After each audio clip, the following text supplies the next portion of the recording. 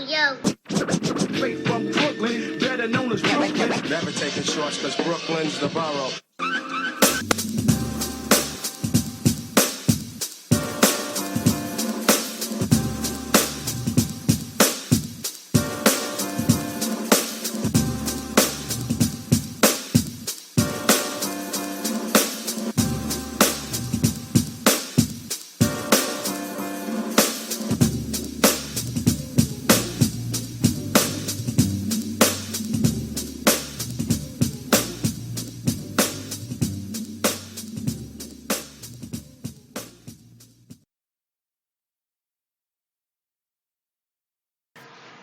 Yo, what's going on, everyone? I know we about 14, 15 days late, but Happy New Year. It's a new year. And we just excited to be here again for this, not only this new year, but this new decade. And we here. So I'm here with cousin Sam and Michel'le for episode 7. That's a good number, episode 7. So Sam, what beat was that we just came in on?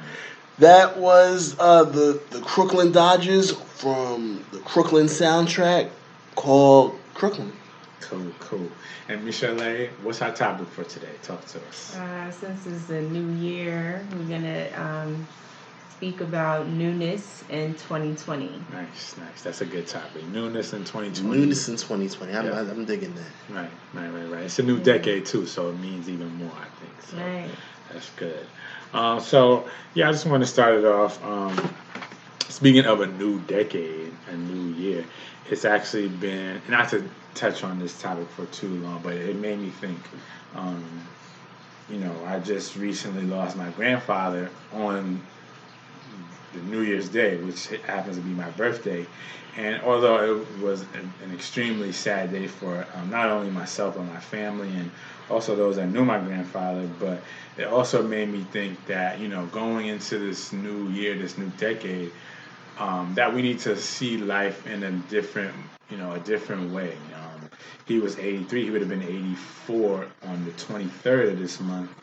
And when you think about it, when you just hear that number, 84 years, that's a long time. He lived a good, honest life, a really good and fulfilling life.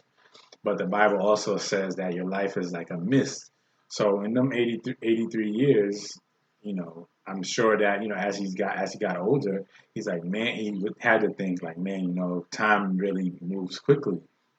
So, I just thought, that in this new year, it's really time for us to cherish, our loved ones more, to be more intentional on, telling them that we love them, that we care for them, and trying to really spend time with people. My mom gave me something to say. I told her we were recording today. She's like, make sure you say what I said. And I'm like, what, Mom? She's like, whenever you think of somebody, if you can, call them or text them or reach out to them right then and there, I guess because, because losing her father, my grandfather, it just puts life into perspective, especially again on the day that it happens. So, what do you guys think about newness in 2020? Whoever jumps in, whoever. Go for it.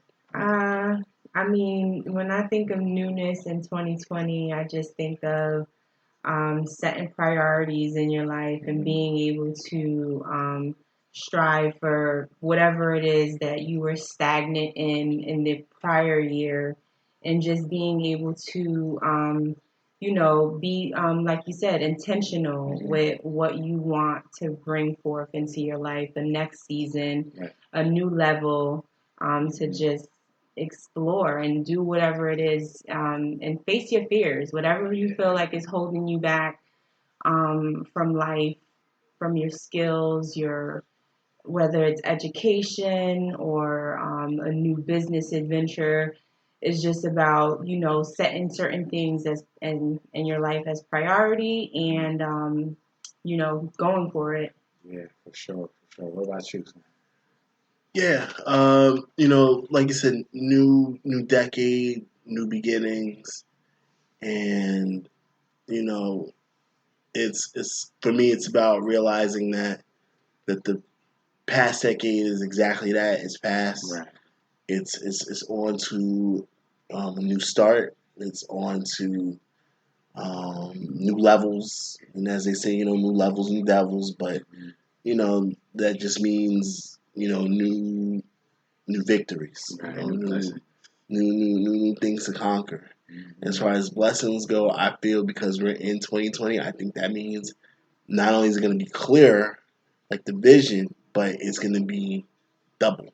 Yeah. It's 2020, it's a double year. Word. So that's how I'm looking at it. Double blessings, double everything. That's interesting. Double all the good things that life has to offer. And that means working double hard too. So Right. It's funny you say 2020 and 2020 vision. One of my mentors, she's been talking about how 2020 is a year of precision, and when you think about 2020, it's clear, like things are clear. And I just thank God that thank God for His Word that it gives us that playbook of life. And especially, again, going into a new decade, you do want to have new goals. You hear people say, new year, new me, New Year's resolutions. And a lot of times people don't hold on to those things. But when you walk into a new decade, it's really like a fresh start. right, You really get a chance to reevaluate things. And again, like Michel'le and Sam said, new levels. You get to refocus and you do things that may have been on your heart before. Um, Again, yeah, like she said, a business venture, um, anything. You just really get a chance to start anew and move into those new things that you have in mind.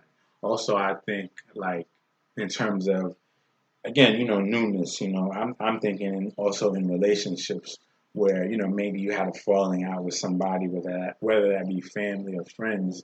Now it's time to let bygones be bygones. I know I said that at my grandfather's funeral. Um, it's we life is short. Life is you know yeah, life is short, and there's no time to argue about things, about nonsense, especially with those people that you love. When it comes to family, like I know we're all three of us here are all big on our families, and I know me personally, I'll do anything for my family. And if I have a minor disagreement, even if it's a big disagreement, I still want to love on my family. And I think that there's nothing too big that should be able to separate family or good friends that you call family, from one another. So I just think that in this new year, it's that time to really step forward and be the bigger person.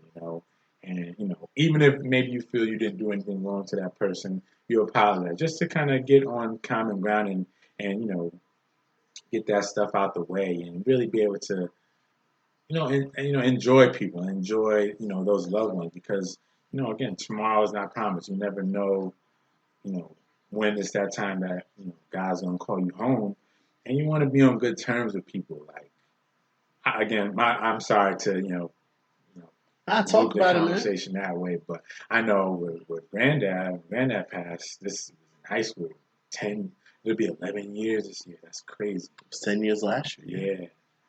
And I just had such a hard time because I didn't get a chance to tell him I loved him.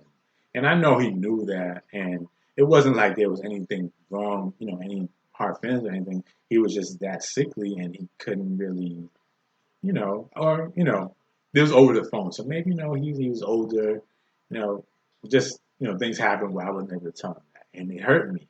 But, there's other people that, have those same things, but maybe it's a different scenario where there may be some bad blood, and you don't want to move into something, move forward in life and lose a loved one and not have told them, gave them your true feelings and that you love them, that you really care for them. So that's just where I'm coming from with this. So that's really what's been on my mind, especially after my grandfather passed, this 2 weeks ago. Um, but yeah, that's just really been on my mind. So, Well, well, to piggyback off what you had said, and that was very, very well put. thank you. But where I'm going to come from with it is if you have a ought against somebody, you know, and you're holding on to it, it only hurts you. You Right. know what I mean? It doesn't You're not hurting the other person. You're not, that's that hurts you. So yeah, in 2020, 2020, let it go. You know, let it go. Move on. If you've let this person know, hey, look, this is how you made me feel. This happened, and they're not receptive, then move on. Right. It's also a year, also like it's a new beginning, new decade. Where I think that's one of the things we gotta learn as people is just know when it's time to move on. Right. Yeah. If some things that are not worth holding on to, don't hold on to them because it doesn't. And bitterness is one of those things that people hold on to that they don't need to hold on to. So I'd say move on from, yes, let people know you love them. And yes, make sure that you're on good terms with everyone. But part of that is also knowing when to, maybe some ties have to be cut. Mm-hmm. And, it'll only help you in the long run. Right. Michel'le? Yeah, I agree.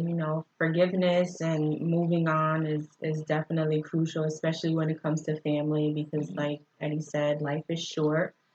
And it's really about stepping into a new year and fighting against whatever the past and whatever that person may have done to you or may have caused in your life. The Bible talks about how be transformed by the renewing of your mind. So it's really about taking your mind out of whatever was in the past or whatever may have hurt you and putting and focusing on what if this person wasn't here tomorrow? Like, what if, I won't get a chance to, wake up and, say the goodbyes or say the I love yous. And that's what's important in life, people and others. Right. A lot of times, people focus on themselves and they're just selfless.